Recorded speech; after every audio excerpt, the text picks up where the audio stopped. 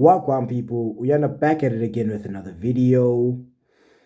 We've got some things to discuss. We have got things to discuss pertaining to the Chelsea ownership, the Chelsea management, and the players themselves, Now, I'm in a good mood because today has been a good day. I've had a few difficult days, right? In which uni was on my neck, If you're in uni, then it's difficult. You know what I'm saying?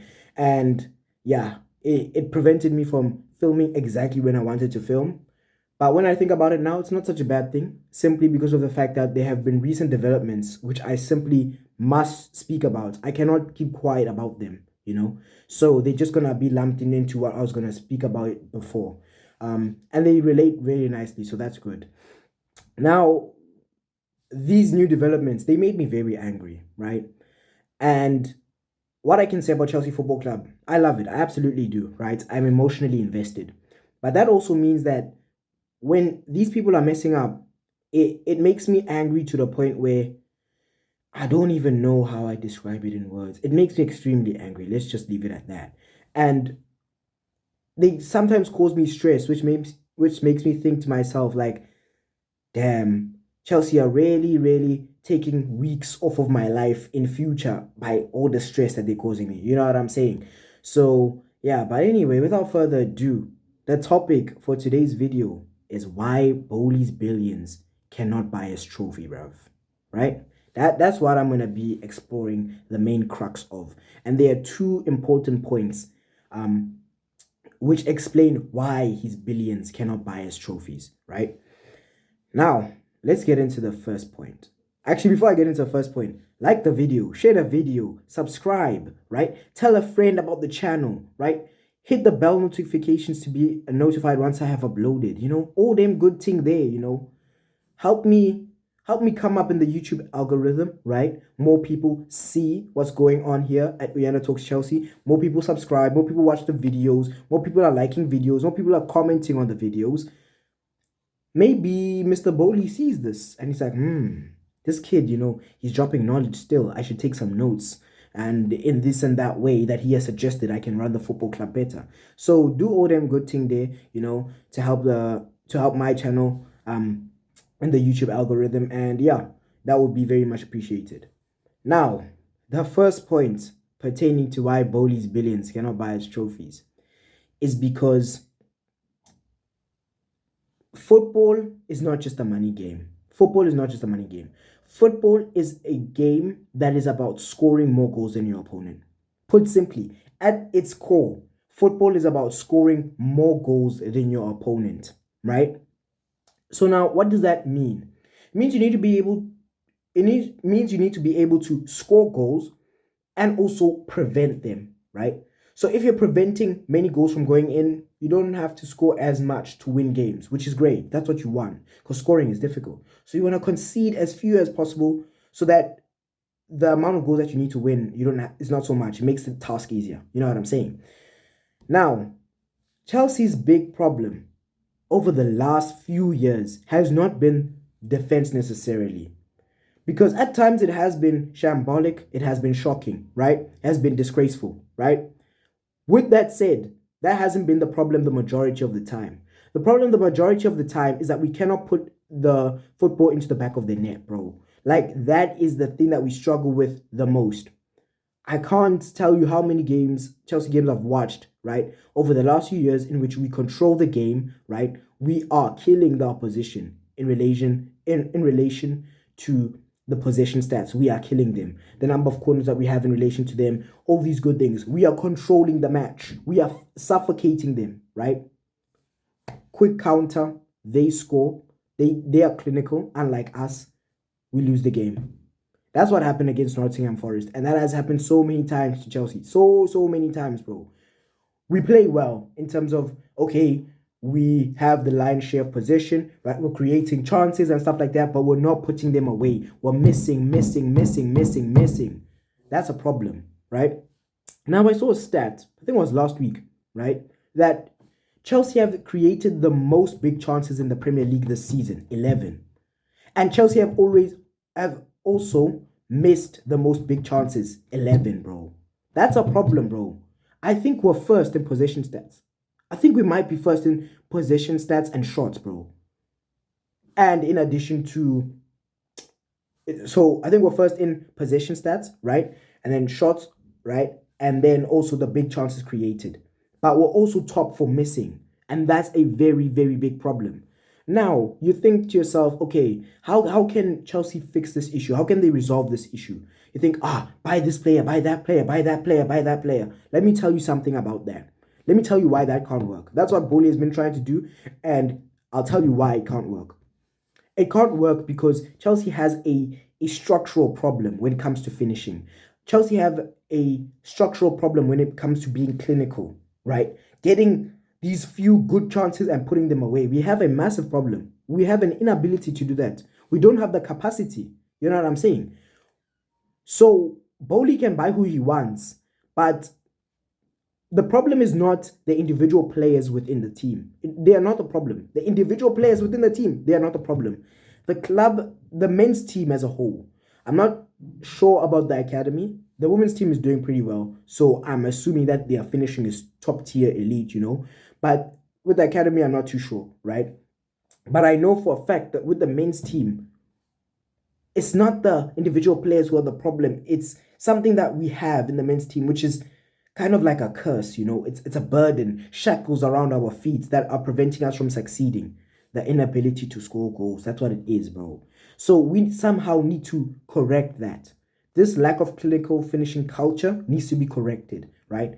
And Pochettino and his team, right, his coaching staff, they need to find a way to fix that. They need to find a way to get this team of ballers to be at a point where they're putting away all their chances. They're putting away all their chances. Chelsea are scoring goals again, bro. We're winning 3-0, 4-0 against the bigger sides, right? The smaller sides, sorry. Against the bigger sides, well, maybe we get a young 2-0, something like that, because we're defending well, and then in addition to defending well, we put away our chances when we get them. That's what we need. That's what we need Pochettino to do. Him and his coaching staff, that's on them. They need to correct that. And surely, if he did a little bit of research, I'm talking about Pochettino now, if he did a little bit of research on Chelsea Football Club before coming to the club, then he will understand that what we have struggled with over the last few years is the finishing.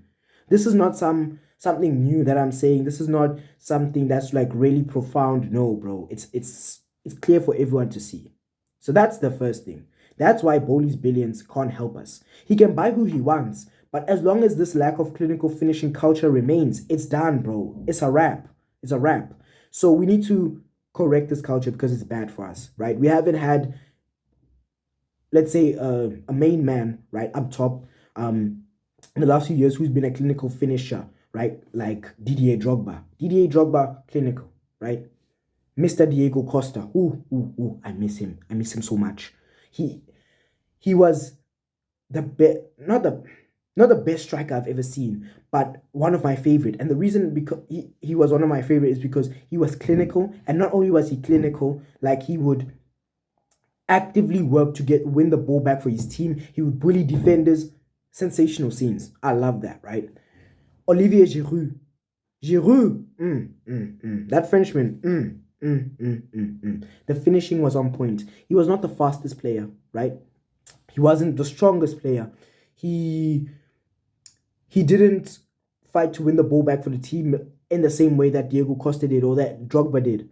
But guess what? His finishing was good. He positions himself, he puts himself into good positions, and then after that, he puts the ball into the back of the net. That's why I miss about him so much, bro. Giroud, top tier. Now, could Nicholas Jackson be there for Chelsea? I don't know. I don't know right now. Actually, wait. Hold on. I think he can be. Pochettino needs to show him the way, though. Pochettino helped to develop Harry Kane, who is one of the best strikers that I have ever seen in my life, right? And as such, I think he can do the same for Jackson. Because Jackson is doing small things right? He can hold up the play very, very well. Link up with his teammates as a result of that. On top of that, dribbling, good. Pace, good. Strength, good. Heading ability, I haven't seen it yet. But we'll make a judgment on that as soon as it has been showed to us. It has been disclosed. You know what I'm saying? But he's got so many good attributes. He fights to get the ball back for the team. Sensational scenes. This is what we need. You know what I'm saying? So Pochettino just needs to take his potential and maximize it. But it's not just about Jackson. It's not just about one man getting all the goals for us.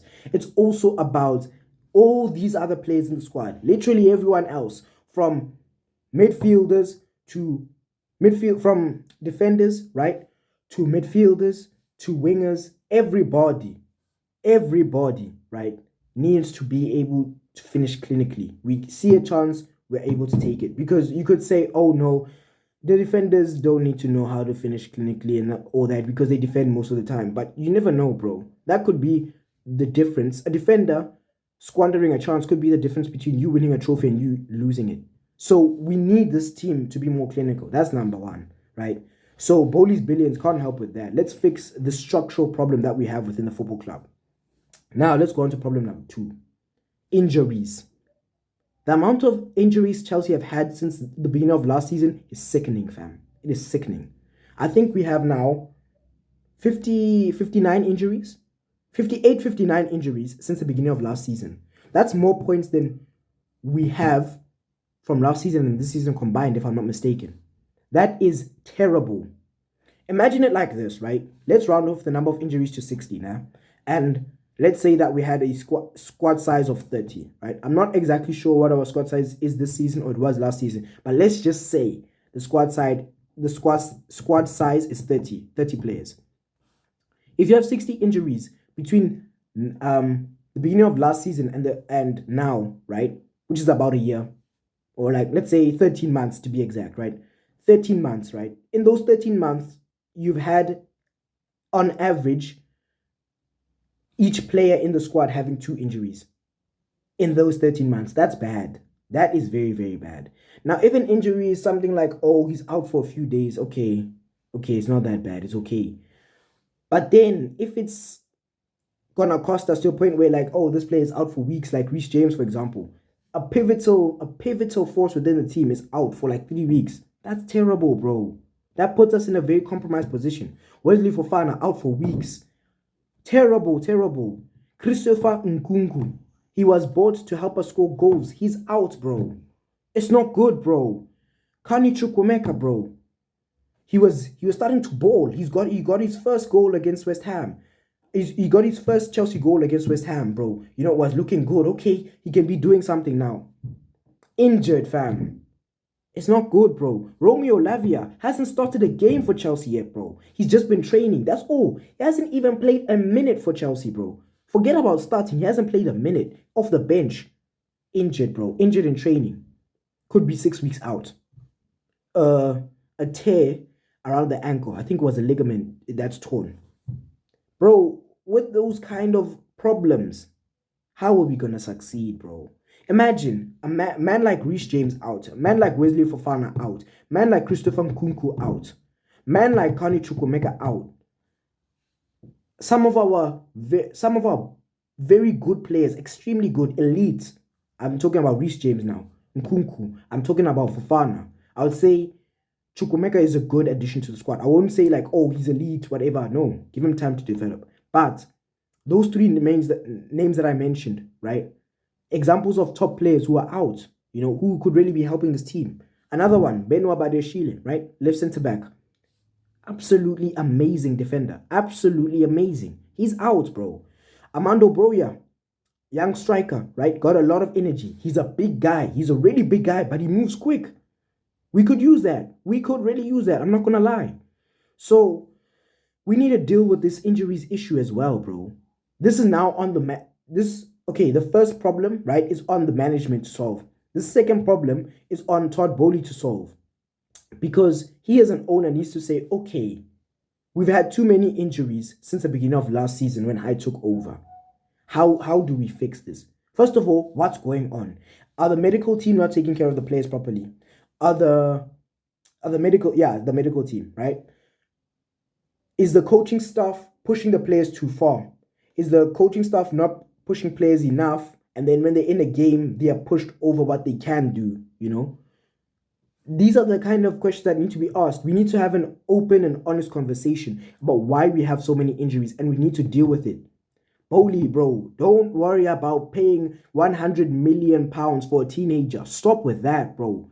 Focus on why we have so many injuries and fix that. That's what I want to say in relation to that. My last point, and I'm done, right?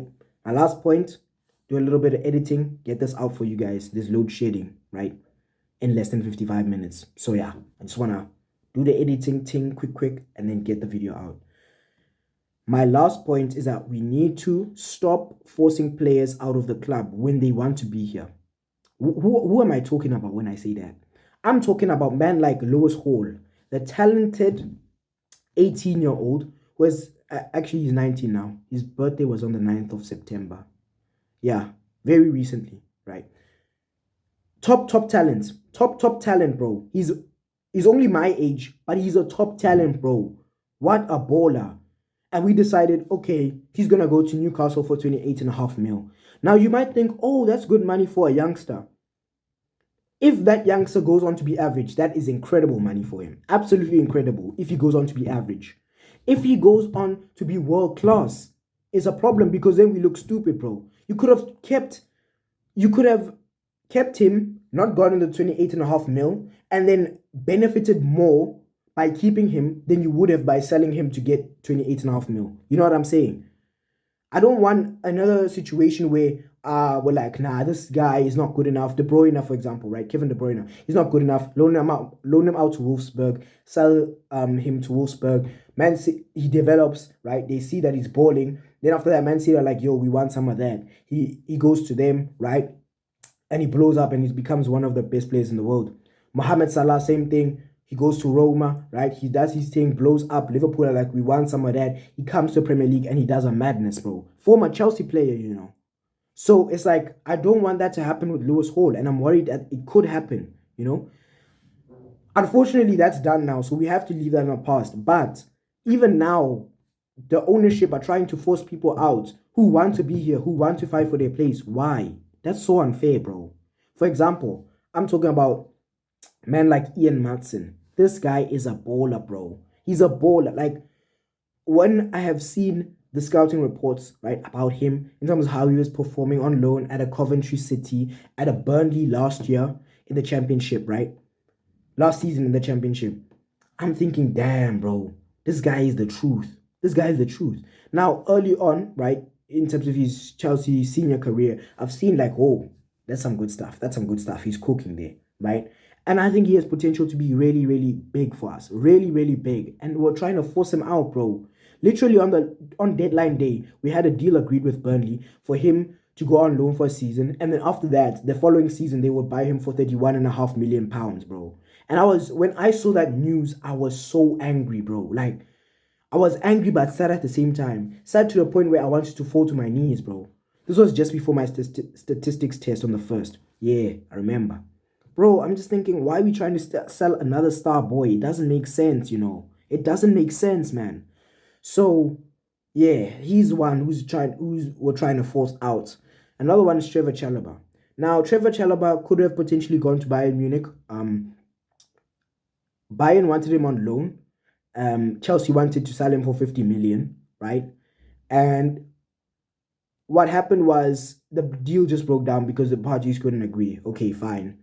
And then Nottingham Forest were also interested in him, but he said, no, I don't want to go to Nottingham Forest, which I can respect. I can understand it, right? Nottingham Forest is not like the worst club in the world or something like that, but I can respect why he wants to be at a higher level, stay at a higher level, right? Now they're saying the way it looks is that he's going to be excluded. Once he's back from injury, which he should be by the end of this month, early next month, he's going to be excluded. He's going to be told to train with the under-21s. I'm just thinking, what is that, bro? What is that even? This guy is human capital. Let's use our business acumen here. This individual represents human capital. We can use him in some way, shape, or form to contribute to the success of the team. And we're just deciding that we want to offload him, bro. That time he signed a new contract until 2028 in November, bro. That doesn't make sense. Now we want to offload him, bro. So that's another player who's receiving that kind of treatment, which is absolutely... it's grotesque. That's what I can say. Then, lastly, Marco Correa, right? Now, he didn't have the best first season ever, right? I can admit that. I'm someone who wants to give him a chance, but I can also admit that he didn't have the greatest first season. Okay, cool. Now, with him, we're trying to offload him to Man United on loan, right? Things broke down. Okay, cool. But now I'm hearing that he could also be excluded from the first team. Why, bro? Why? You tried to offload him, it didn't work. Okay. He's here now until January, right? It's almost the middle of September, right? So that's half a month, right, of him being at the football club still. Then you have the whole of October, right? That's another month. All of November, that's another month. All of December, right? 3.5 months with him. You have 3.5 months with him. Why are you gonna be paying his wages? This also relates to Chalobah, right? Why are you gonna be paying his wages every single week when you're just gonna tell him to not be useful to the first team, to go and train with the under 21s like he's a waste man? Why? What are you doing, bro? Doesn't make sense to me, bro. What I would do personally is I would say, look, Poch, we couldn't offload Marco Correa, right? Things didn't work out with United. So how about we do this? Make use of him as much as you can within this team, right? If that means you play him at left back or maybe slightly more advanced, right? At times, if things aren't working out, right? Let's try what we can with him, Try and use him to the best of our ability in order for him to contribute to the success of the team whilst he's still here, whilst we're still paying his wages. Then January comes, then you can review the decision and say, okay, now do you want to keep him permanently or do you want to offload him? That's fine. But for now, while he's at the football club, transfer window is shut, we're paying his wages. Use him every single day of the week. Use him, bro. Otherwise, you're just wasting money. You are wasting money, bro. So that's what needs to be fixed at this football club, right? First thing, right? Fix the finishing problem. That's on the management team. That is on the management team. But Pochettino, I want to see better finishing. In the months to come, I want to see better finishing. He just started, he's 4 games in, so I'm not going to judge him too harshly. But over time, I need to see a change. I need to see a change, big man.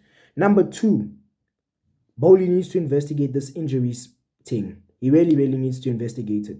And in fact, Mauricio Pochettino's son, Sebastian Pochettino, he's part of the conditioning and fitness and them thing there. That's what he does, sports science. He also needs to contribute to fixing this issue, right? But mainly Boehly as owner, right? And his board of directors. Then from there, stop forcing players out when they actually want to be at Chelsea and fight for their place. Because that's not going to get us anywhere, bro. Because what is essentially happening now is Cucurella, for example, he was bought by Boehly himself. Bro. 60 mil. And then 13 months later, you're like, nah, get out of my football club, bro. Are you going to be excluded from the first team? What is that? So what Boehly's looks like he's doing right now, with the Cucurella case especially, he's looking at it and saying, okay, I need to buy a boatload of new players, right? Because our current players aren't good enough. Okay, cool. I'm going to buy those players now. And these players who I already have, who want to fight for their place, who want to contribute to the team, they can leave. Get them out, Those players come in, maybe things don't work out the way that we expect them to immediately. He's just going to repeat the process over and over and over and keep spending and spending and spending. No, bro. Improve finishing, right? And then maybe a few other things, like we're not going to make so many more mistakes. But that's on management, like I said, right? Boehly figures out the whole thing with the injuries and we prevent it from being an issue in future. And finally, stop forcing players out who want to be here. So, yeah, this was a bit of a long video, but I just had to say all of this. I just had to get this out because it has been frustrating me for so long. So, yeah, thank you people for watching so much. Like the video, share the video, tell a friend about the channel, comment, subscribe, hit the bell notifications, bro. And I'll see you next time.